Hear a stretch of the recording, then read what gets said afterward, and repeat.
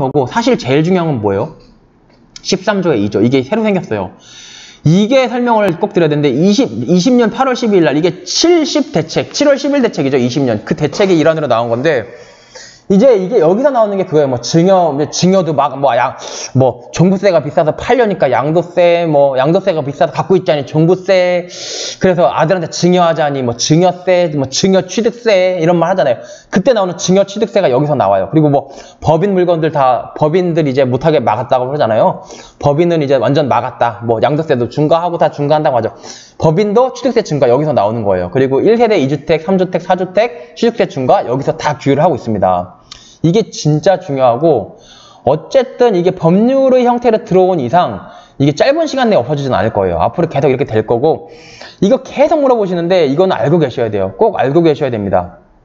제가 한번 쭉 설명해 드려볼게요. 한번 들어보시면 그렇게 어렵진 않아요. 근데 진짜 하여튼 국회의원 분들도 법도 열심히 만들었어요. 보면 참 꼼꼼하게 만들었다는 거를 열심히 읽어보면 느낄 수가 있어요. 어쨌든 우리는 이걸 알아야 됩니다. 이걸 알아야 되는 이유는, 투자를 하려면 수익률을 알아야 되잖아요. 수익률을 알려면 투자 상품에 대해서 잘 알아야 돼요. 이 투자 상품을 내가 투자를 하면은 누가 얼만큼 가져가고 내가 얼만큼 최종적으로 남는지를 알아야 되는데, 결국 국가가 하나의 주체로서 자꾸 세금을 가져가니까 이 세법을 모르면은 수익률을 계산이 안 돼요. 수익률 계산이 안 되는 거는 내가 이 투자 상품에 대해서 다 알고 있는 게 아닌 거예요. 지피지기면 백전백승이라고 하죠. 일단 나는 알아야 돼요. 나는 보통 자기들 다 자기만큼 자기를 아는 사람 없으니까 그거는 그냥 안다고 보고, 적도 알아야 되는데 투자 상품을 아는 사람, 결국 법을 알아야 돼요. 부동산은 이 세법, 도정법, 주택법 이런 거 다 알아야 되는데, 어쨌든 세법을 잘 아는 거는 우리 투자 상품을 잘 아는 거다. 그래서 한번 제가 설명을 한번 해보겠습니다. 보면 주택, 이 경우 주택 공유지분이나 부속토지만 소유하거나 취득하는 경우는 주택을 소유하거나 취득한 것으로 본다 라고 돼 있고, 그러니까는 부부가 공유지분으로 산다고 해도 주택을 소유하거나 취득한 걸로 보겠다는 거예요. 전체 주택을 유상거래 원인으로 취득하는 경우, 유상거래 원인 매매죠. 매매 취득하는 경우로 다음 각호의 어느 하나에 해당하는 경우에는 11조 1항 8호, 11조 1항 8호가 뭐였죠? 우리가 지금까지 계속 같이 읽어본 거잖아요. 11조 1항 8호 이거잖아요. 아까 말씀드린, 계속 제가 설명했던 거, 아파트 매매로 사는 거. 아파트 매매로 사는 거는 원래는 3%만 내면 돼요. 원래는 3% 내고, 농어촌 특별세, 지방교육세에서 0.5%에서 3.5% 내면 되는데, 지금 계속 다주택자들은 더 사고, 집 없는 사람들은 계속 벼락까지 된다고 하고 하니까, 이 법을 새로 도입을 한 거예요. 그러니까, 원래 3%만 내면 되는데, 특별한 경우에는 더 많이 물리겠다. 그 특별한 경우가 어떤 경우냐에 대해 설명을 하는 거예요. 보시면, 11조 1항 8호에도 불구하고 다음 각 호에 따른 세율을 적용한다. 법인의 주택을 취득하는 경우에는 11조 1항 7호 남목, 11조 1항 7호 남목 보시죠. 11조 1항 7호 남목, 농지 외의권. 그 밖의 원인으로 인한 취득이니까 유상 승계 취득 매매에 포함되겠죠. 농지 외의권 4%인데 4%인데 를 표준세율로 하여 해당 세율에, 그러니까 4%의 중과기준세율, 아까 2%, 1000분의 20, 2%라고 했어요. 중과기준세율의 100분의 4배, 이게 4배란 뜻이잖아요. 말이 어렵지, 4배. 그러면 8%죠. 그럼 표준세율이 4%인데 여기다가 이 8%를 합하래요. 그럼 12%를 취득세로만 내겠다. 10억짜리 하면은 1200만원, 1억 2천만원 세금으로 내라. 그러니까 법인은 취득하지 마세요 라는 얘기를 하고 있는 거죠. 하고 있는 거고,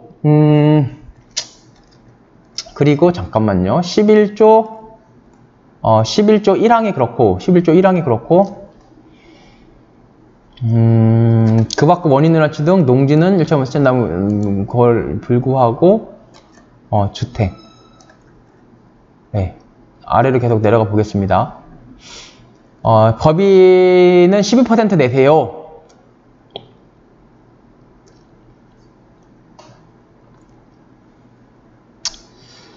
법인은 12% 내세우고, 1세대 2주택, 이건 중요하죠. 1세대의 의미가 뭔지, 이 주택수의 의미가 뭔지, 이게 양도세에서 다르고, 1세대 주택수, 이거 완전 뜨거운 감자죠. 세대란, 그래서 주택수 산정법, 세대란, 주택수 산정법, 이거 두 개가 뜨거운 감자인데요. 종부세마다 다르고, 종부세 다르고요, 양도세 다르고, 취득세가 달라요. 그러니까는 각각 세금.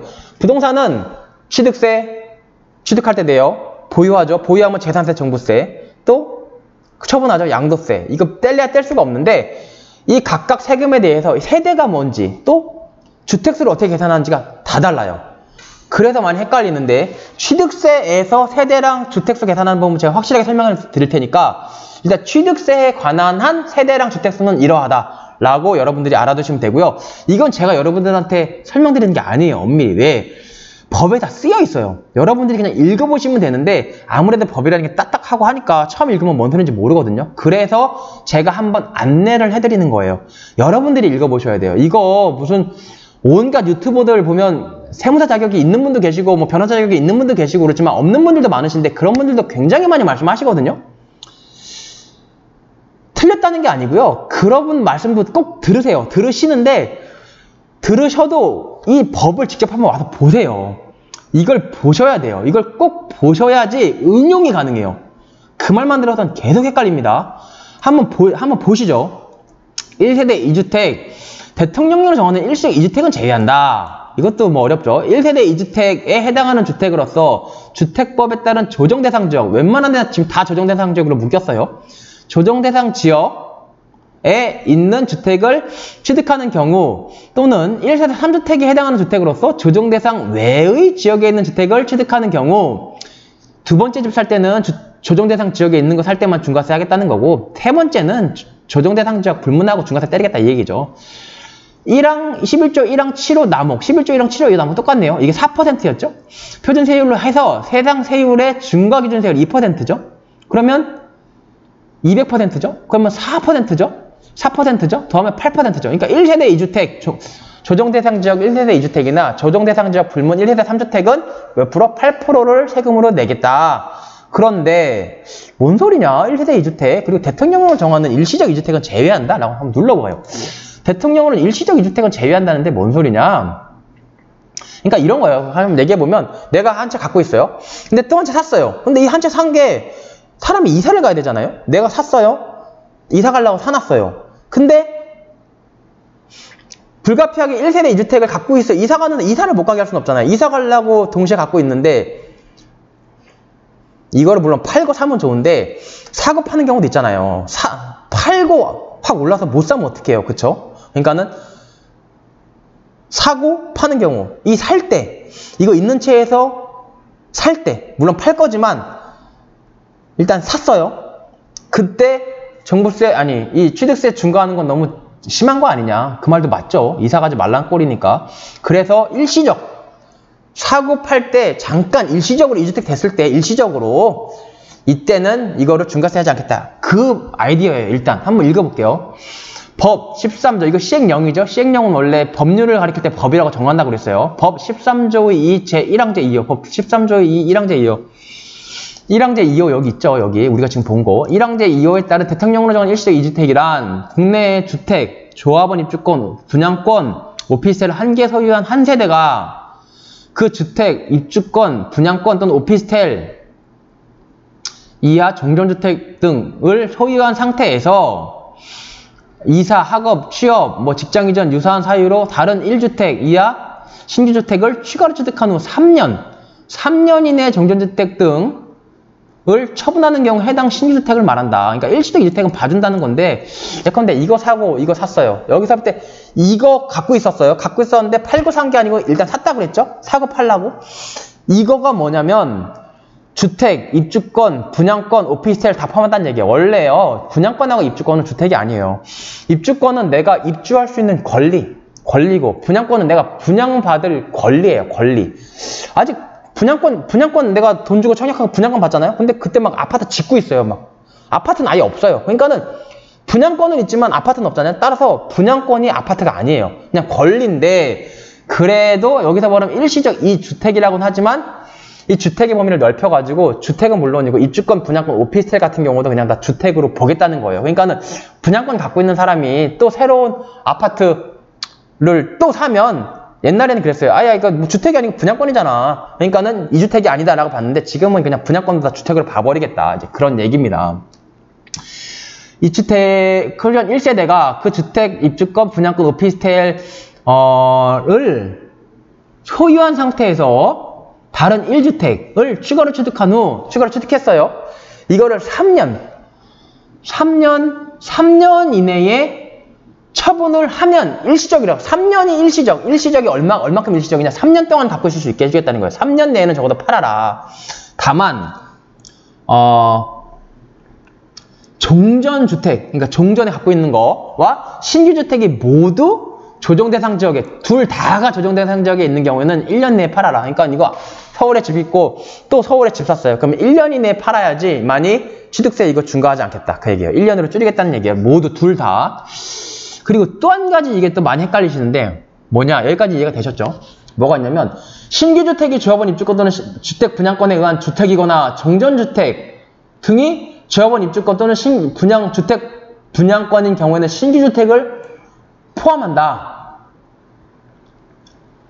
그러니까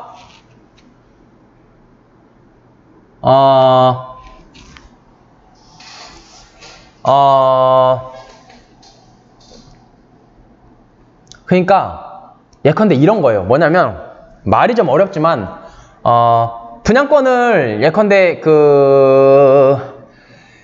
아파트 한 개 갖고 있어요. 아파트 한 개 갖고 있는 상태에서 아파트를 한 개 갖고 있는 상태에서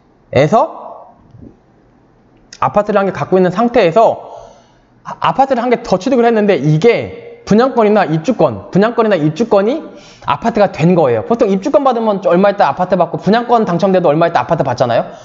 그러니까 신규주택이 분양받은 주택이에요.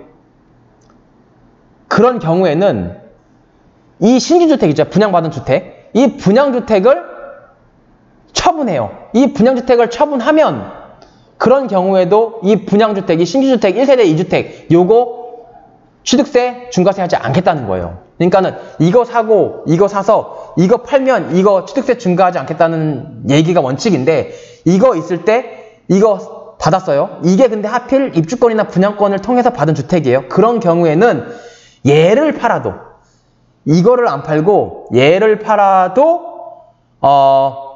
이 주택에 대해서 취득세를 중과하지 않겠다. 그 얘기예요. 그게 신규주택이 입주권 또는 분양권에 의한 주택이거나 종전주택이 입주권 또는 분양주택인 경우에는 신규주택을 포함한다의 의미, 전단의 의미예요. 신규주택이 조합원 입주권 또는 분양주택에 의한 주택일 때에는 이 신규주택을 팔아도 이거는 중과세 하지 않겠다. 그 얘기고. 그럼 이건 뭐냐? 종전주택이 조합원 입주권 또는 주택 분양권인 경우에는 신규주택을 포함한다. 그러니까 예컨대 종전주택이 조합원 입주권 또는 분양권을 통해서 받은 주택이에요. 종전주택이. 거기서 새로운 아파트를 하나 샀어요. 그러면 1세대 2주택이니까 원래 중과세가 원칙인데 종전주택을 팔면은 중과세 안 하겠다는 거죠. 원래는. 근데 예외적으로 이게 입주권 또는 분양권 통해서 받은 종전주택이 분양권이나 입주권 통해서 받은 주택이에요. 그럴 경우에는 새로 산 주택, 그냥 요거를 샀다가 팔아도 종전권 팔지 않고 요거를 팔아도 이 신규주택에 대한 취득세를 중과하지 않겠다. 이제 그 얘기입니다. 이해가 되셨죠? 있는 그대로 해석하시면 돼요. 있는 그대로요. 그리고 1항 적용할 때 조합원 입주권 또는 주택 분양권을 한 개 소유한 세대가 그 조합원 입주권 또는 주택 분양권을 소유한 상태에서 신규주택을 취득한 경우에는 해당 조합원 입주권 또는 주택 분양권에 의한 주택을 취득한 날부터 일시적 2주택 기간을 기산한다. 이 얘기는 뭐냐면요. 제 1항을 적용할 때 한 개 소유한 한 세대가 그 조합원 입주권 또는 분양주택권을 소유한 상태에서 신규주택을 취득한 경우에는 해당 조합원 입주권 또는 분양주택권에 의한 주택을 취득한 날부터 그러니까는 일시적 2주택이라는 게 일시적이라는 게 원칙적으로 3년이고 신규주택, 종전주택 둘 다 서울에 있으면은 조정대상 지역에 있으면 1년이라고 그랬잖아요. 근데 조합원 입주권을 갖고 있는 것도 1주택에 포함된다고 그랬죠. 여기서 적혀있죠. 여기 적혀있잖아요. 조합원 입주권 포함된다고. 그러면 조합원 입주권을 갖고 있어요. 조합원 입주권을 갖고 있다가 이 갖고 있는 상태에서 신규주택을 취득을 했어요. 신규주택을 취득을 하면 원칙적으로 어떻게 돼요? 둘 다 서울에 있으면 이거 취득한 날로부터 1년 이내에 일시적으로 팔아야죠. 팔아야 되는데 이때 이게 입주권이나 분양권 이라면 이거가 이제 주택이 될 거잖아요. 원래 분양권이나 입주권은 얼마 몇 년 있어야 주택이 되죠. 이 주택을 취득한 날로부터 1년 취득한 날 이거 취득한 날로부터 1년 내에 팔 게 아니고 신규 주택 산 다음부터 1년 이내에 파는 게 원칙인데 이게 만약 입주권이라면은 신규 주택 산 때로부터 1년 이내에 안 팔아도 되고 이게 아파트가 된 다음부터 1년 이내에만 종전주택을 팔면 이거를 중과세 하지 않겠다. 이제 그 얘기입니다. 종전주택에 의한 취득한 날부터 일시적 이주택 기간을 계산한다. 여기 보시면은 추가로 취득한 후 3년 1주택을 취득한 후 3년 이내에, 그러니까 원래는 취득한 다음에, 원래는 새로운 주택, 신규주택 산 다음에 1년 이내 또는 3년 이내에 팔아야 되는데 이게 입주권인 경우, 종전주택 입주권인 경우에는 이걸 샀다고 해도 이게 주택이 된 다음부터 1년 또는 3년 이내에 요거를 팔면 된다. 이제 그 얘기예요. 예, 이 항이 그 얘기고요. 1항을 적용할 때 정전주택이 도정법에 의한 관리처분 계획을 인가 받은 주택인 경우로서 관리처분 인가 또는 인가 당시에 사업구역에 거주하는 세대가 신규주택을 취득을 해서 그 신규주택으로 이주한 경우에는 이주한 날에 정전주택 등을 처분한 것으로 본다. 이것도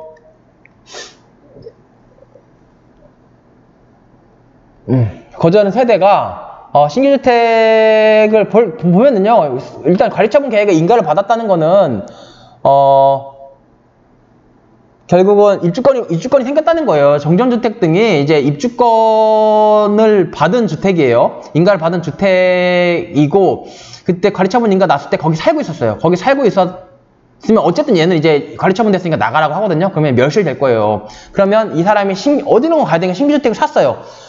사서 이주를 했단 말이에요. 이주한 경우에는 그 이주한 날에 종전주택을 이제 처분한 거다. 그러니까는 결국은 정전주택은 신규주택 취득한 날로부터 서울 같은 경우는 1년 이내에 팔아야 되는데 1년 이내에 이주를 하면 이주한 날로를 처분한 걸로 봐주니까 이제 중과세, 이 신규주택, 대체주택이죠. 이 신규주택에 중과세 때리지 않겠다. 이제 그런 얘기입니다. 예, 그런 얘기가, 이거 되게 중요해요. 일시적 이주택도 되게 중요해요. 왜 어렵냐면, 이제, 일시적 이주택이, 이 주택에 이제 입주권이나 분양권, 오피스텔도 포함된다는 게 첫 번째가 중요하고, 이제, 분양권이나 조합원 입주권이 주택이 된 경우, 그런 경우에는, 이제 신규주택을 처분을 해도, 이제, 중과세 하지 않겠다. 이제 그 내용이 여기 나오고요. 그리고 또, 헷갈리는 게 이제 둘 다, 신규주택, 종전주택 둘 다 서울에 있는 경우에는 1년 이내에 팔아야 된다는 게 좀 중요하고, 네, 그리고 이제 주택 분양권이 만약에 종전주택이라면은, 분양권에 의한 주택이 다 지어져가지고, 주택이 다 지어져가지고 그 주택을 취득한 날로부터 1년 또는 3년이 기산되니까, 뭐 말하자면은 조금 더 천천히 팔아도 되는 거죠. 조금 더 시간이 많이 있는 거죠. 팔 시간이요. 이제 그런 얘기입니다. 일시적 이주택은 설명이 됐고, 일시적 이주택에 해당한 주택으로서, 일시적 이주택은 제외하고, 1세대 이주택 대상으로서, 이제 세게 때리겠다. 8% 때리겠다. 1세대 3주택에 해당하는 주택으로서 조정대상 대형, 일시적 3주택인데, 이제 3주택도 모자라서 조정대상 지역이에요. 하는 거는 1세대 또는 1세대 4주택 이상에 해당하는 주택으로서 조정대상 지역 외에 1세대 3주택 조정이거나 1세대 4주택 이상에 해당하는데 조정대상 지역 밖에 있어요. 이거는 막 4주택이기만 하면은 네 번째는 뭐 밖에 있든 안에 있으면 여기 적용되죠. 1세대 3주택 이상이면서 안에 있으니까 1세대 4주택 이상에. 근데 여섯 번째 주택을 취득을 하는데 조정대상 지역 안은 아니고 밖이에요. 그럴 때는 이게 7호 나목이 이게 4%였죠. 4%에서 2% 중과기준세율 2%의 4배니까 8%에 4% 12%를 이제 내라. 취득세로 이제 그 얘기입니다. 그리고 이 항목 조정대상 지역 내에 있는 주택으로서 대통령으로 정한 일정 과액 이상의 주택을 11조 1항 제2호에 따른 무상 취득을 원인으로 하는 취득하는 경우에는 제11조 1항 2호에도 불구하고 같은 항 7호 나목 세율을 과세표준세율로 해요. 이거 맨날 나오죠. 이거 4%죠. 해당 세율의 중과기준세율 맨날 위에서 했던 거죠. 2%죠. 100분의 4. 그럼 8%죠. 8%를 합한 세율을 적용한다. 1세대 1주택자가 소유한 주택을 배우자 또는 직계전비에 무상취득하는 경우에는 제외한다. 이게 무슨 얘기냐면요. 막 증여취득세 늘어났다고 하잖아요. 이게 그 얘기예요. 그러니까는 증여취득세 늘어났다고 유튜브에 치면은 뭐 엄청나게 나오는데 그 얘기가 2항, 다시 말해서 지방세법 제13조의 2, 제2항에 나온 얘기다. 이건 2020년 8월 22일 날 문재인 대통령이 공포한 거다. 공포한 날짜가 여기 적히거든요. 그거를 말해주는 데는 제가 볼 때 없어요. 근데 그거를 말을 해줘야 사람들이 불안해하지를 않아요. 언제라도 스마트폰으로 보면서 자기가 찾아보면 되잖아요. 아, 헷갈리면 찾아볼 수 있단 말이에요. 근데 이게 안 되면 맨날 불안해요. 맨날. 한번 읽어보죠. 대통령이 정한 일정 가액 이상의 주택 얼마인가 보죠. 시가표준액이 3억 이상인 주택이래요. 웬만하면 다 요즘 3억 넘죠. 그러니까 결국은 웬만한 주택 증여하는 경우에는 다 이제 말하자면 증여취득세 세게 물리겠다 그 얘기예요. 한번 읽어볼게요. 조정 대상 지역 내에 있는 주택으로서 시가표준액 3억 이상의 주택을 11조 1항 2호 11조 제1항 2호 11조 제1항 2호 1호 외의 무상취득이죠. 상속 말고 어머니가 돌아가신 거 말고 증여죠. 증여 11조 1항 2호에 따른 무상취득. 그럼 원래 세율은 얼마죠? 여기 나와있죠? 1층분의 35, 3.5%죠? 근데 무상취득을 원인으로 취득하는 경우, 그러니까 엄마 아빠가 자녀한테 증여하는 경우 제11조 1항 2호에도 불구하고 2호가 뭐라고 했어요? 3.5%라고 했죠. 3.5%? 3.5%라고 돼 있지만 그 불구하고 실형 남호 세율을 표준세율로 해서 중과기준세율 4배 12%, 3.5%가 아니고 12% 세율을 정한다. 그러니까는 엄마 아빠가 예컨대 요즘 무슨 일이 많냐면요. 강남에 보면은 뭐 압구정동에 한 채, 도곡동에 한 채 갖고 있는 집들이 있어요. 그런 집들은 문제는 뭐냐면 연세가 좀 어느 정도 나이가 드시니까 그거를 벌어가지고 종부세 내기가 너무 힘들어요. 종부세가 장난이 아니죠. 그러니까 종부세가 막 1억이 넘게 나오니까 종부세 내다가 볼장 다 본단 말이에요. 도저히 안 돼요. 그러니까 하나를 팔아야 되는데 팔자니 또 양도세가 또 장난이 아니에요. 물론 양도세가 별로 없는 경우도 있어요. 오래 갖고 있으면 10년 보유 10년 거주 이런 경우에는 공제율이 80%니까 양도세가 별로 쫙 줄어드는데 그래도 앞으로 오를 것 같단 말이에요. 그리고 지금 이거를 팔면 다시는 못 살 것 같죠. 그럼 어떻게 해요? 증여를 합니다. 증여를 하는데 문제는 이제 증여를 할 때 세금을 내야 돼요. 증여세도 내야 되지만 또 여기서 보다시피 증여취득세를 내야 됩니다. 증여취득세, 무상취득이니까. 원래는 1000분의 3.5, 3.5% 내면 되는데 사람들이 자꾸 이제 증여세는 증여세도 많이 줄이려고 하죠. 어떻게 증여세를 줄이겠어요? 그 부담부 증여를 하는 거예요. 이제 막 말하자면은 그걸 대출을 받는다든지 해가지고 부담부 증여를 하면 양도세는 좀 늘어나죠. 양도세는 늘어나지만 어쨌든 10년 보유 10년 거주에서는 양도세에 늘어나는 건 얼마 안 되고 증여세는 팍 줄어드니까 부담부 증여를 하는데 이제 그런 거를 국가 입장에서는 막고 싶은 거예요. 왜냐면 어떻게 보면 약간 세습이잖아요. 세습이 나쁘다는 건 아닌데 어쨌든 지금 현재 정부 입장은 웬만하면은 계속 세습해서 가지 말고 다시 팔아가지고 새로운 기회를 주자. 그래야지 또 가격이 떨어지니까 그런 건데 그렇게 할 생각이 없는 거죠. 증여를 하고 싶어요. 그러니까 어떻게 했냐? 증여취득세율을 12%로 올린 거예요. 3.5%에서 12%가 되니까 거의 3, 4배가 올라가니까 많이 줄어들죠. 증여를 못하게 막는 건데 그러면 다만 1세대 1주택에서 소유한 주택을 배우자 또는 직계전비에서 무상취득하는 경우 등 대통령이 정하는 경우 이건 무슨 얘기냐면 아까처럼 도곡동에 한 채, 압구정동에 한 채 있는 거 한 채를 자식들한테 줄 때 이럴 때는 증여취득세를 세게 매기겠지만 한 채만 갖고 있어요. 이런 것도 있어요. 예컨대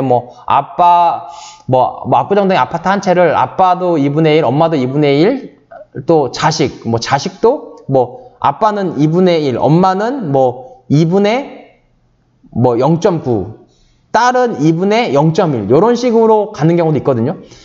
그거는 1세대 1주택자잖아요. 1세대 1주택자가 소유한 주택을 직계 좀비속 또는 배우자, 딸이나 아들 또는 엄마 아빠한테 무상으로 취득해요. 무상으로 증여하는 거죠. 증여하는 경우에는 이게 증여긴 증여지만 그냥 3.5% 하겠다.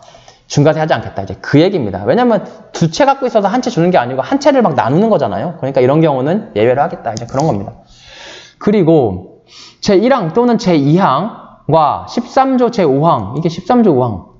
아, 이거는요, 그러니까는 1항과 2항은 13년 동시에 적용되는 과세 물건에 대한 취득세율, 뭐, 1항도 적용되고 2항도 적용될 수가 있잖아요. 그런 경우에는 16조 제5항인데, 16조 5항이 뭐라고 되냐면, 같은 취득 물건의 둘 이상의 세율이 적용되는 경우에는 높은 거 적용한다고 되어 있는데, 그럼에도 불구하고 1항 각호의 세율 및 제2항 각호의 세율의 중과기준 세율 2%에 8%를 합한 세율을 적용한다. 그러니까 더 세게 하겠다. 그러니까 하지 말라는 거는 좀 하지 말아라. 뭐 그런 취지입니다. 어쨌든 근데 법률이 됐기 때문에 이게 언제 없어질지는 장담 못해요. 몇 년은 갈 거란 말이에요. 최소한. 그러니까 잘 알고 계셔야 돼요. 제1항부터 제3항까지 적용할 때 조정 대상 지역 지정고시 이전에 주택에 대한 매매 계약을 체결한 경우 에는 조정 대상 지역 지정되기 전에 주택을 취득한 것으로 본다. 그러니까 예컨대 조정 대상 지역이 점점점 늘어나고 있단 말이에요. 근데 내가 딱 샀어요. 나 집 한 채 갖고 있었어. 아니면 오피스텔 있었어. 근데 한 채 더 샀어. 조정 대상 지역 아니라고 해서 샀어. 샀는데 얼마 있다가 계약금 다 넣고 있었는데 한 달 있다가 갑자기 조정 대상 지역이 됐어요. 그리고 얼마 있다가 내가 잔금 딱 치르고 이제 취득세 납부하려고 보니까 나 당신 1세대 2주택 조정 대상 지역 내니까 12%, 8% 내세요. 아, 무슨 소리예요? 내가 살 때는 뭐 조정 대상 지역 아니었는데요. 그런 경우에는 중과세 하지 않겠다. 그 얘기예요. 1항부터 4항까지 13조 3항 적용할 때 주택의 범위, 포함 여부, 세대의 기준, 주택수 산정 방법 등 필요한 사항은 대통령이 이게 제일 중요하죠. 주택의 범위가 뭔지, 세대가 뭔지, 주택 수가 뭔지, 이게 뭐라고 했어요? 종부세, 재산세, 양도세, 취득세 다 다르다고 했죠? 뭐가 달라요? 주택 수 산정이랑 세대 기준이 다 달라요. 그리고 중요한 건 어떻게 해요? 꼭 대통령령으로 밀어놔요. 중요한 거는 밀어놓습니다. 왜 그럴까요? 대통령령은 그냥 대통령 명령이에요, 결국은. 대통령이 국무회의 거쳐서 결정하면 돼요. 그러니까 중요한 거는 자기들이 맘대로 하겠다는 거예요. 그게 뭐 나쁘게 얘기하는 게 아니고 우리나라뿐이 아니고 딴 나라도 마찬가지예요.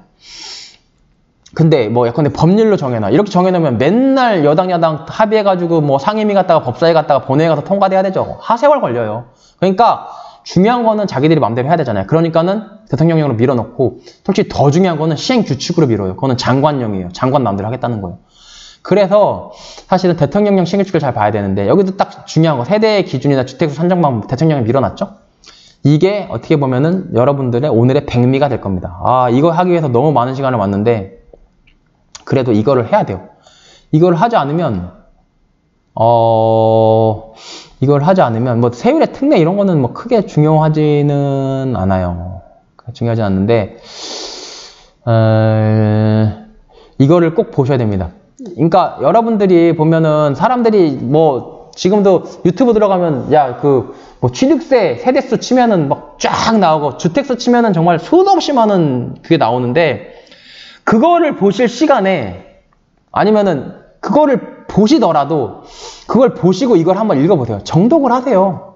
이게 어차피 법이라는 게요. 우리나라 무슨 뭐 지식인만 보라는 게 법이 아니에요. 그 어린아이부터 연세 있으신 분 또는 뭐 학력과 성별과 어떤 나이에 관계없이 누구든지 봐야지 법이에요. 대한민국 국민이라면 대한민국 국민이 뽑은 국회의원이 만든 법을 볼 수가 있는 겁니다.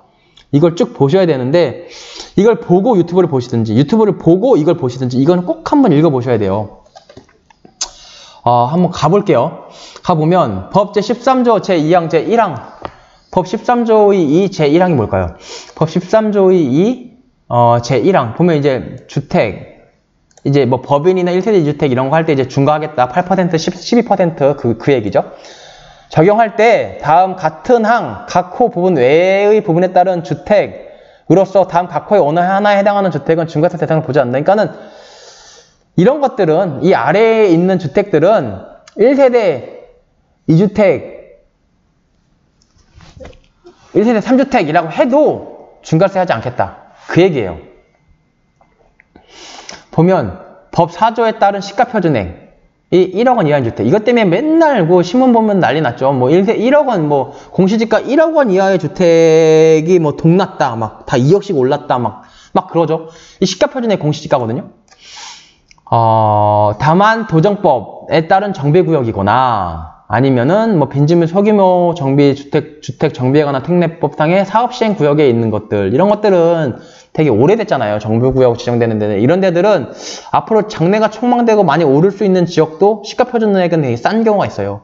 그러니까 이런 경우는 빼고, 이렇게 막 정비구역 아닌데도 시가 표준액이 1억이 안 된다, 그런 거는 세 번째, 네 번째 취득해도 중과세 하지 않고 그냥 3% 유상거래에 의한 주택이니까 3%만 내게 하겠다, 이제 그런 얘기입니다. 그러니까 막 올랐다, 이게 맨날 뉴스에 나오죠. 근데 그래도 이걸 알고 있어요. 지방세법 시행령 제28조의 2에 있는 얘기예요. 한번 읽어보시면 다 알 수 있는 내용들인데, 그것만 봐가지고 도대체가 얘네들이 무슨 얘기하는지 감이 안 오죠. 뭐 공공주택 특별법도 나오고 노인복지법, 이런 경우 이런 주택들은 좀 막 중과세 하지 않겠다. 왜냐면 노인주택법 이런 주택까지 중과세 하면 이거 누가 사겠어요. 그럼 가격이 더 떨어지잖아요. 그러니까 조금 좀 사회적 약자들이 사는 집들에 대해서는 좀 배려를 하겠다, 이제 그 얘기예요. 문화재보호법상 뭐 지정문화재 같은 경우는 사도 중과세 안 할 테니까 좀 사세요, 이거예요.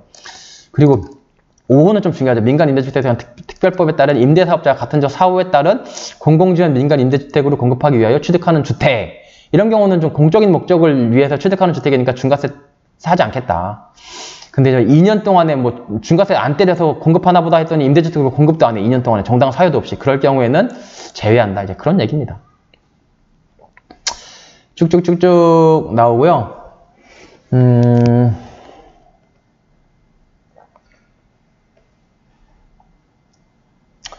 이제 이런 경우들은 계속 봐주겠다, 쭉 나오죠. 지금 1호부터 예외를 쭉 내는 거, 이런 것들은 뭐 몇 개 사도 우리가 중과세 안 할게, 이제 그 얘기를 하고 있는 거예요. 세대 기준 법 제13조 2항 13조 2 제1항부터 4항까지, 이게 뭘까요? 딱 헷갈리는. 13조 2 1항부터 4항까지, 여기 뭐 주택수 많이 하면 1세 3세 쭉 나오죠. 이런 경우에는 중과세 하겠다, 이제 그 얘기예요. 1항부터 4항까지 여기까지. 4항까지는 규정에 따라 적용할 때 1세대란 주택을 취득하는 사람과 주민등록법 제7조에 따른 세대별 주민등록표, 이거 동사무소 가서 떼주는 거 있죠. 주민등록표에 함께 기재되어 있는 가족, 동거인 빼고 가족으로 구성된 세대를 말한다. 그리고 주택을 취득하는 사람의 배우자. 근데 또 이러다 보니까 사람들이 막 배우자나 아들, 딸들을 이 주민등록표에다 같이 안 적어요. 멀리 띄워놓는 거지. 띄워놓으면은 세금이 절대가 되잖아요. 1세대가 아니니까 1세대 2주택일 때만 중과세가 되는데 1세대가 아니니까 1세대 1주택이 되니까 중과세를 안 받거든요. 그러니까 배우자, 누가 봐도 같이 사는 거, 뭐 엄마, 아빠, 뭐 아들, 딸 같이 살잖아요.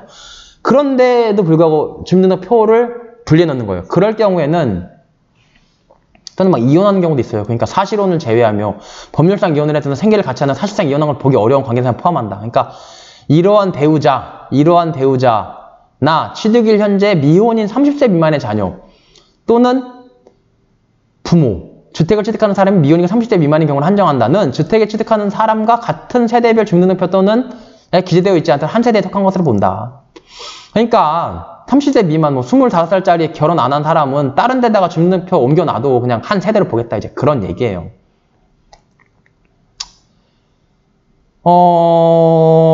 근데 사실은 좀 문제 있죠. 사실 뭐 30세 미만이면은 29세까지인데 29살이면 사실은 완전 성년자죠. 완전 성년자인데 이 성년자가 엄마 아빠랑 떨어져서 자기가 독립했는데 이거를 같은 한 세대로 보겠다? 좀 이상하죠. 그래서 예외는 뒀어요. 뭐라고 하냐면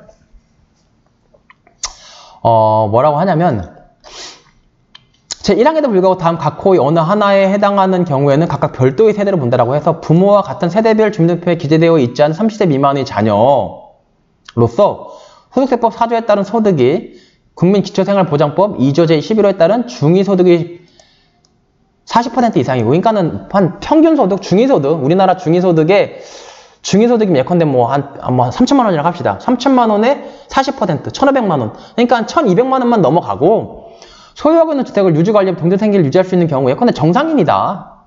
뭐 미성년자의 경우 정해인데 미성년자거나 막 그러지 않고 장애자거나 막 그러지 않고 정상인이고 소득 또한 1,500만 원 정도 넘어. 그러면 30세 미만에 결혼 안 한 자녀라고 하더라도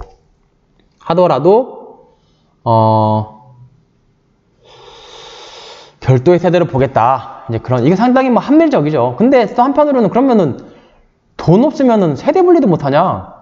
돈을 못 벌어도 진짜 아르바이트 해서 생계를 유지하면서도 엄마 아빠랑 독립해서 사는 사람 많죠. 그런 경우는 좀 억울할 수 있는데 어쨌든 그런 경우는 그냥 한 세대로 보겠다는 거예요. 그리고 뭐 취득일 현재 65세 이상의 부모를, 이것도 되게 중요한데, 취득일 현재 65세 이상의 부모, 65세 이상의 부모를 동거봉양하기 위해 30세 이상의 자녀, 혼인한 자녀 또는 제1호에 따른 소득 요건을 충족하는 성인인 자녀가 합가한 경우, 이런 경우는 별도의 세대를 보겠다는 거예요. 그러니까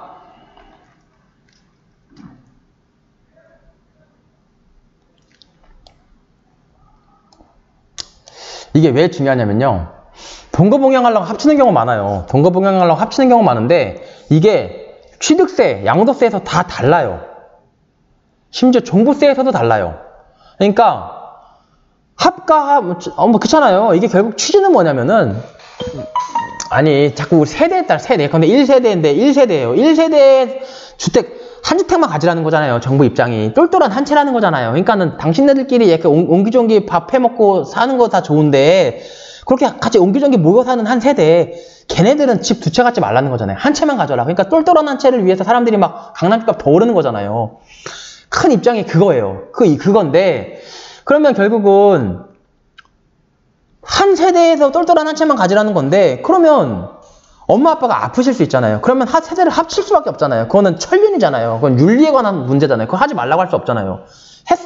했는데 그러면 원래는 한 채, 엄마 아빠도 한 채 살고 있다가 아들 딸도 한 채 살고 있다가 엄마 아빠가 아파서 합쳤어요. 그러면 한 채 한 채 가진 게 1세대가 되면서 2주택이 돼가지고 세금을 그렇게 내라는 건 좀 안 맞잖아요. 그러면 엄마 아빠는 그럼 버리라는 거예요? 아픈데? 안 되잖아요. 그러니까 그런 경우에는 각각 별도의 세대로 해서 세법상 불이익을 주지 않겠다는 게 큰 취지예요. 큰 취지인데 여기는 지금 뭐라고 되어 있냐면, 예컨대 동거 봉양하려고 부모님이랑 아들, 딸이 엄마 아빠를 모셨어요. 그래서 원래 1세대, 한 세대, 엄마 아빠 한 세대, 아들, 딸 한 세대인데 합쳐서 엄마 아빠, 아들, 딸이 한 세대가 됐어요. 이 상태에서 엄마 아빠 당연히 한 채 있었죠. 한 채 있었는데 이 아들, 딸이 한 채를 추가로 매입을 해요. 취득을 해요.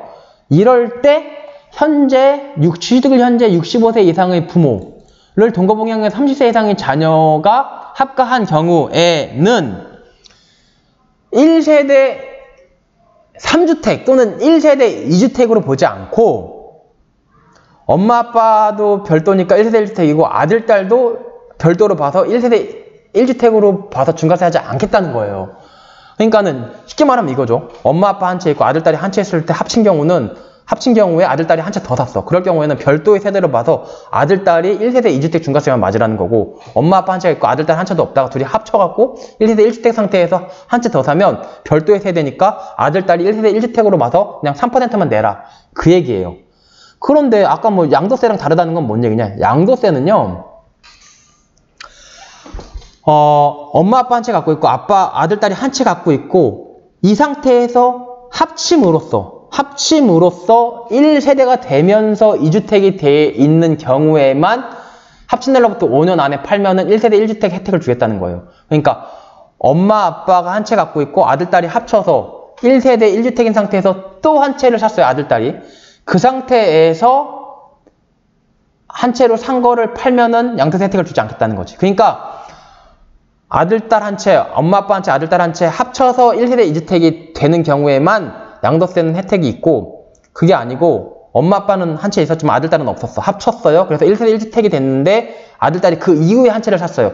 그때 이거 한 채 산 거를 팔 때는 양도세는 절세 혜택을 주지 않고 1세대 2주택으로 보겠다는 거예요. 근데 이거는 좀 다르죠. 이거는 아들, 딸이 없고 엄마 아빠 한 채 갖고 있다가 합친 다음에 아들, 딸이 한 채 더 사도 취득세는 중과세 하지 않겠다는 거예요. 그러니까 약간 달라요. 제가 말씀드린 거 생각해 보시면 충분히 이해가 되실 겁니다. 그래서 이것도 상당히 좀 많이 사람들이 궁금해 하시는 부분인데 이거예요. 동거봉양. 그리고 취약 또는 근무상 형편 등으로 세대원 전원이 그 시비상 출력하는 경우로서 주민등록법 본문에 따라 해당 세대가 출력할 후에 거주지 다른 가족의 주소로 신고한 경우, 이런 경우는 당연히 별도의 세대죠. 이거는 불가피하게 다 외국에 있으면서 이제 법 때문에 형식적으로 주민등록 전입신고만 해놓은 거니까 당연히 별도의 세대가 되는 거고요. 이게 주택수의 산정 방법이라고 되어 있는데요. 법 13조 2, 1항 제2호, 13조 2 1항 제2호, 1세대 2주택이죠. 2호 및 3호, 3호 뭐예요? 1세대 3주택 또는 1세대 4주택이죠. 2항 3호를 적용할 때 세율 적용 기준되는 1세대의 주택수는 주택 취득일 현재 취득하는 주택을 포함하여 1세대가 국내에 소유하고 있는 주택 제13조의 3 제2호 13조의 3 제2호 13조의 3 13조의 3 제2호 2호에 따른 조합원 입주권 같은 조 3호에 따른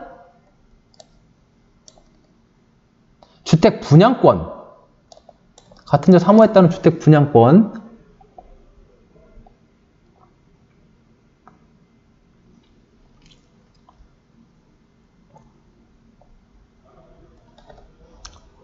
네, 주택 분양권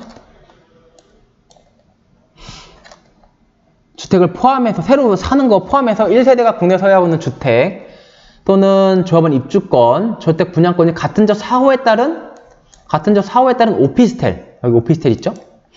오피스텔의 수를 말한다. 주택 수는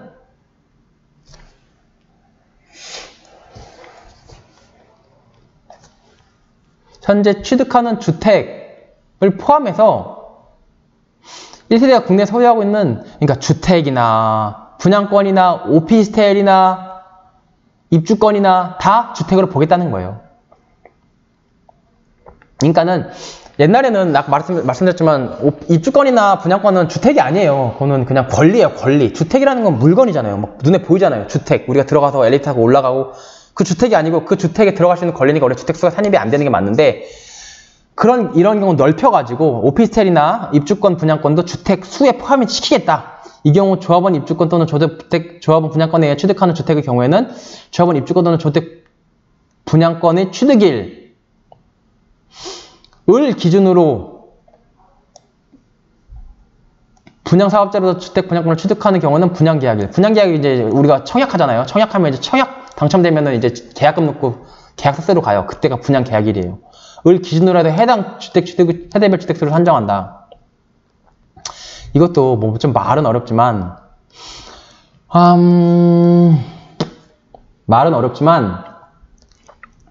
일단 핵심은 주택수에는 주택이 아닌 분양권과 입주권, 오피스텔 이것도 다 포함된다는 거예요. 일단 포함이 되는 거고 입주권, 오피스텔 및 오피스텔 수를 만다. 이 경우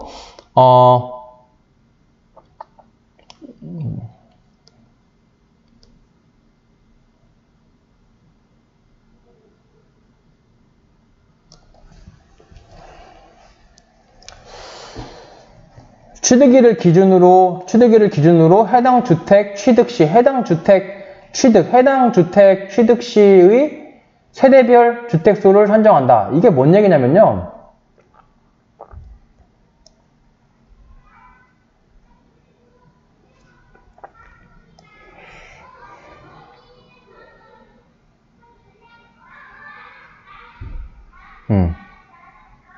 그러니까 예컨대 조합원 입주권이나 주택 분양권 같은 경우는 보통 분양권 계약을 체결하고 한 3년 있어야지 아파트를 취득을 해요. 그렇잖아요. 아파트를 취득을 하는데 우리는 보통 선분양 많이 하죠. 후분양 잘 안 하죠. 선분양 많이 하고 그거 받아가지고 또 아파트 짓죠. 선분양 많이 하기 때문에 그럴 수밖에 없는데 그런 주택의 경우에는 예컨대 내가 주택 분양계약서 썼어요. 분양 당첨돼갖고 분양계약서 썼어요. 3년 있다가 이 주택을 취득을 했어요. 근데 이 주택을 취득할 때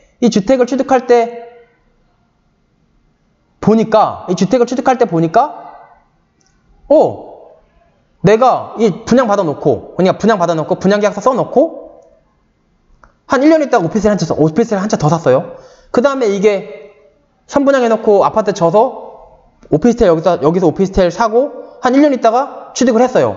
그러니까 사람이 하는 얘기가, 야, 이거 1세대 2주택이니까 너 취득세 중과세인데?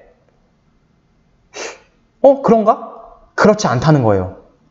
이때를 기준으로 한다는 거예요. 분양계약서 쓸 때. 분양계약서 쓸 때 어땠어요? 1세대 1주택이었죠? 그러니까 1세대 1주택이었기 때문에 비록 분양계약서 쓰고 3년 있다가 취득하면서 이 중간에 오피스를 샀다고 하더라도 이때 기준으로 해서 1세대 1주택이라고 해서 중과세 매기지 않겠다. 이제 그 얘기예요. 읽어보면 1항 적용할 때 1세대 내에서 1항 적용할 때 주택, 조합원입주권, 주택 분양권 죄송해요. 이게 아니죠. 3호를 적용할 때 세율 적용 기준에는 1세대 1주택 주택수는 주택 취득 현재 말하고 이 경우 조합원 입주권, 주택 분양권에 의해 취득하는 주택의 경우에는 주택의 3년 있다 취득하는 경우에는 조합원 입주권, 주택 분양권의 취득일 분양사로부터 주택 분양권을 취득하는 경우는 분양계약일을 이때를 기준으로 해가지고 해당 주택 취득 시 세대별 주택수 이때는 한 채였죠. 그 이후에 산 거니까 이거 중과세하지 않는다. 그 얘기를 하는 겁니다. 그러니까 약간 신뢰보호 원칙이 약간 약간 가미된 얘기죠. 그러니까는 내가 이거 분양계약서 쓸 때 이때 취득했지 보통 3년 있다 취득하는 거 예상하지 않으니까 내가 돈 주고 살 때는 1세대 2주택이었는데 1세대 1주택이었는데 그 이후에 오피스를 샀다고 해서 이때 이미 산 건데 사실상 이때 취득만 하는 거지. 이때 1세대 2주택으로 돈 내라. 이건 좀 과하다. 이제 그런 얘기죠. 그런 얘기지만 그럼 반면에 오피스를 살 때, 이 오피스를 살 때는 이미 주택 분양권 갖고 있으니까 1세대 2주택이 되는 거죠. 1세대 2주택이 되는 거니까 이때는 중과세를 맞겠죠. 네. 그런 얘기입니다. 그리고 이거 뭐 2항 별로 중요하지 않고요. 3항 오피스텔을 소유한 것으로 본다. 1항 적용할 때 1세대 내에 한 대의 주택, 입주권, 분양권, 오피스텔을 공동 소유하는 경우에는 한 개의 주택, 입주권, 분양권, 오피스텔 소유한 것을 본다. 그러니까 공동으로 소유해도 한 개를 보겠다. 그러니까 엄마, 아빠가 반반씩 갖고 있어도 한 개 주택 다 갖고 있는 걸 보겠다. 이제 그 얘기죠. 그렇고요. 1세대 주택수를 산정할 때 다음 갖고 오거나 해당하는 주택, 입주권, 오피스텔은 주택수에서 제외한다. 제1항부터 제4항까지 규정에 따라 1세대의 주택수 산정할 때 이것도 또 헷갈리기 쉬워요. 그러니까 진짜 헷갈리기 쉬운데 뭐랑 조심하셔야 되냐면요. 여기 가다 보면 이거랑 헷갈리시면 안 돼요. 이거랑. 같은 항 각호 외의 부분에 따른 주택으로서 여기에 포함된 거는 중과세가 되지 않는다는 거잖아요. 여기도 포함된 거 뭐냐면 1억 원 이하짜리는 공시지가 1억 원 이하짜리는 뭐 4번째를 사든 5번째로 사든 이거는 말하자면은 나는 중과세 하지 않겠다는 게 그 위에 있는 거고 28조의 4의 제일 마지막에 있는 거 이거 보면 주택수를 산정할 때 여기에 해당하면은 주택수에서 빼겠다는 거예요. 28조 2 제1호에 해당하는 주택으로서 28조 2 제1호가 28조 2 제1호가 1호가 뭐죠? 시가표준액 이 1억 원이야. 28조 2 1호가 아까 위에서 본 거 이거죠. 28조 2 1호 이거 시가표준액 1억 원이야. 보면 주택은 주택수에서 빼겠다. 그러면 뭐야? 아까도 여기서 이 위에서도 뺀다고 했는데 뭐 중과세 안 한다고 했는데 이건 또 주택수에서 뺀다고 하네. 이게 뭐냐면요. 그러니까 이 위에 거는 1억 원짜리 주택을 사는 거예요. 새롭게. 1억 원짜리를 뭔가 살 때 1억 원짜리 주택을 사는 거고 이거는 1억 원짜리 주택을 사는 게 아니고 다른 주택을 살 때 1억 원짜리 주택을 이미 갖고 있는 거예요. 그러니까 이 위에 거는 1억 원짜리 주택을 사는 거고 이 아래 거는 1억 원 주택을 사는 게 아니고 다른 걸 사요. 다른 걸 사는데 1억 원짜리 주택을 이미 갖고 있는 거예요. 근데 갖고 있는 거 이 주택수에서 빼겠다는 거예요. 그러니까 빠지니까 새로운 거를 사도 1억 원 아니고 10억 원짜리를 사도 이게 없으니까 1세 1주택 3%만 내라는 거예요. 무슨 말인지 아시겠죠? 위에 거는 갖고 있는 게 아니고 새로 사는 거예요. 그러니까 10억 원짜리 갖고 있고 1억 원짜리를 사도 중과세 하지 않겠다는 거예요. 좀 달라요. 분명히 달라요. 헷갈리기 쉬운데 그러니까 이거를 아셔야 돼요. 이거를 모르고 계속 유튜브 봐도 계속 헷갈린다니까요.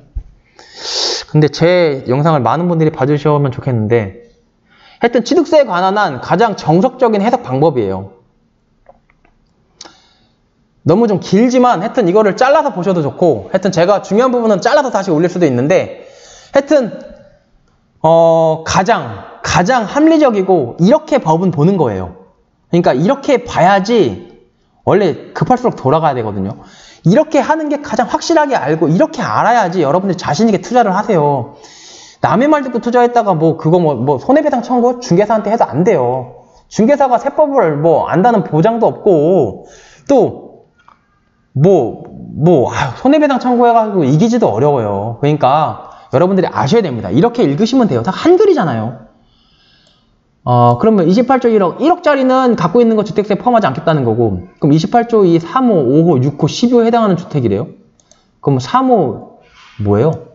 3호, 62, 3호, 62 다 좋은 거예요. 노인 복지법상 주택, 문화재, 이런 것들이에요. 그러니까 이런 것들은 주택수에 포함하지 않겠다. 그런 거고, 한 개만 더 볼까요? 11호가 뭘까요? 저도 궁금하네요. 11호, 농어촌 주택이네요. 예.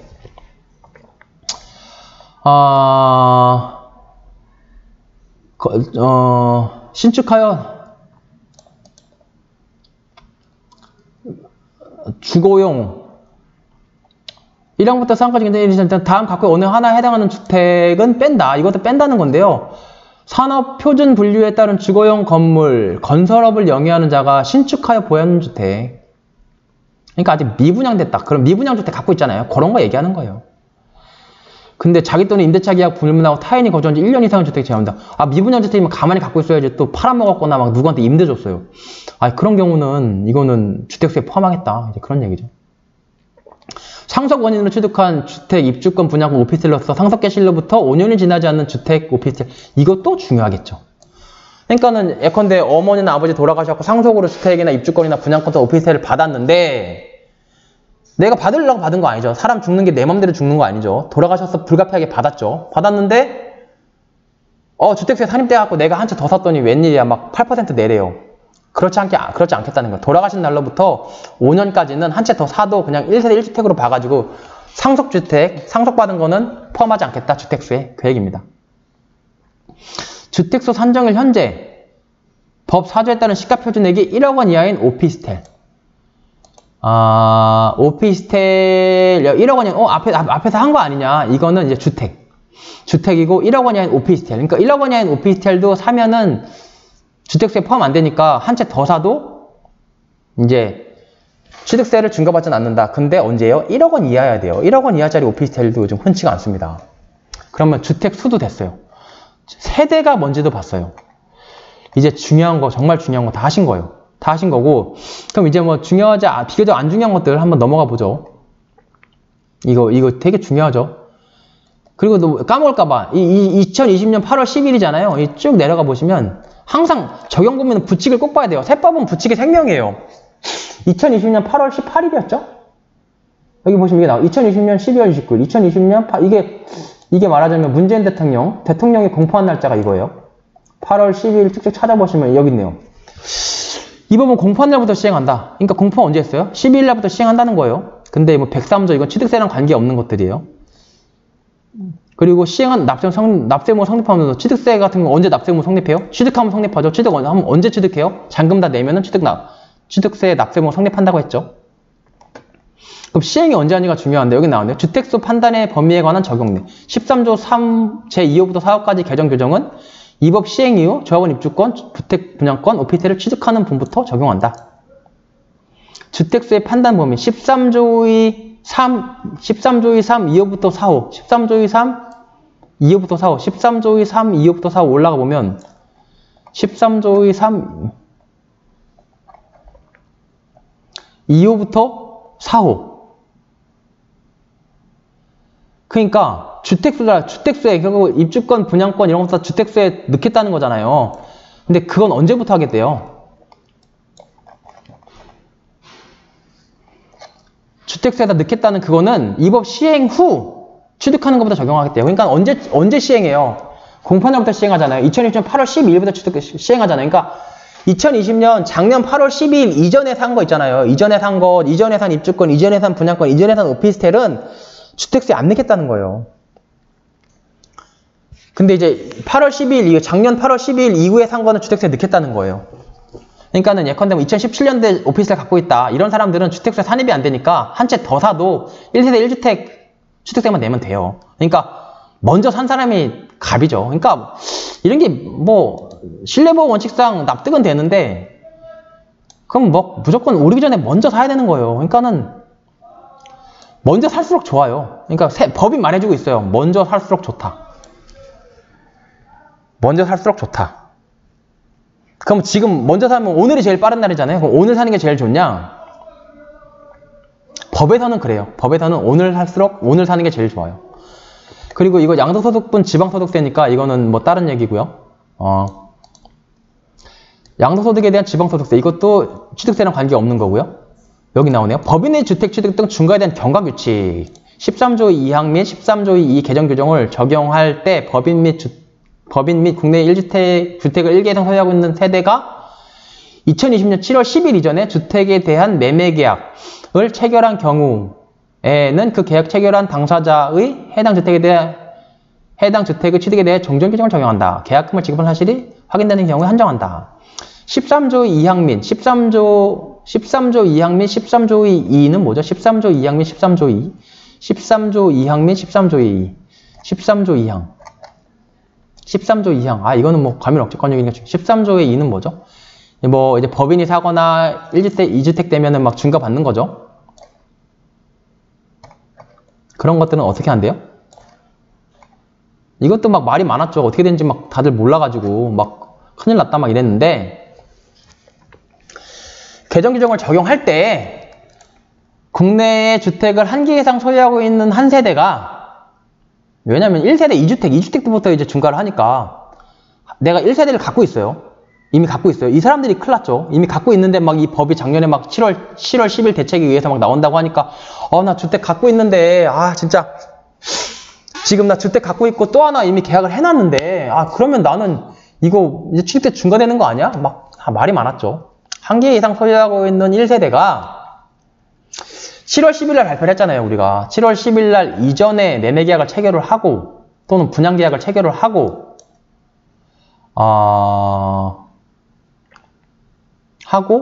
계약금을 지급한 게 입증이 돼요. 뭐 계좌 내역 같은 거 있겠죠. 그런 경우에는 적용하지 않겠다. 1세대 2주택이 아니고 그냥 종전의 규정을 적용해서 여기 종전의 규정을 적용해서 3%만 내세요. 이제 그 얘기예요. 그러니까 핵심은 7월 10일 날 발표하기 전에 계약을 한 사람까지는 보호를 해주겠다. 신뢰보호 원칙을 한 거죠. 그럼 뭐 언제는 2020년 7월 10일이고 뭐 언제는 뭐 이 법 시행 이후 납세의무 성립한 분부터 한다라고 해서 뭐 시행일이고 뭐 이게 다르냐? 이거는 일관성이 없어요. 그냥 신뢰보호 원칙대로 입법자의 재량에 의해서 8월 12일로 했다가 7월 10일로 했다가 그러는 겁니다. 8월 12일로 하는 게 그나마 조금 더 이제 입법자의 우리 납세자의 신뢰를 보호하는 거죠. 근데 또 뭐 이거는 뭐 재량입니다. 그리고 부칙제 3조에도 불구하고 부칙제 3조 여기 있네요. 3조 여기 있네요. 3조에도 불구하고 13조의 3, 제2호부터 4호까지 개정 규정은 이 법 시행 전에 매매 계약을 체결한 경우는 적용하지 않는다.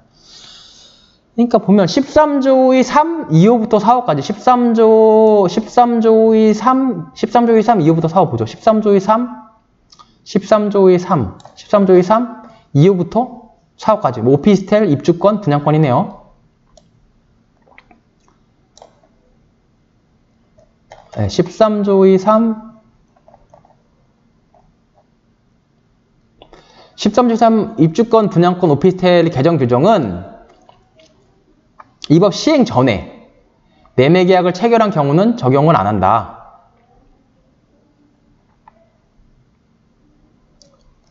3조에 보면요. 13조의 2, 13조의 3, 2호부터 4호까지는 이 법 시행 이후에 시행이 언제? 8월 12일 이후에 취득을 하면 주택세 산입하겠다는 거잖아요. 13조의 3, 2호, 4호가 주택수죠. 13조의 3. 2호, 4호가 주택수잖아요.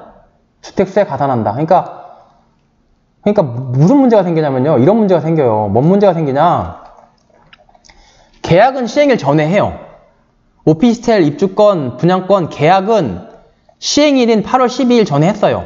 근데 잔금 치르고 취득할 때 보니까는 8월 10일이 넘었어요. 근데 부칙 3조에 보니까 이 법 시행 이후 취득하는 분부터는 주택수에 넣는데요.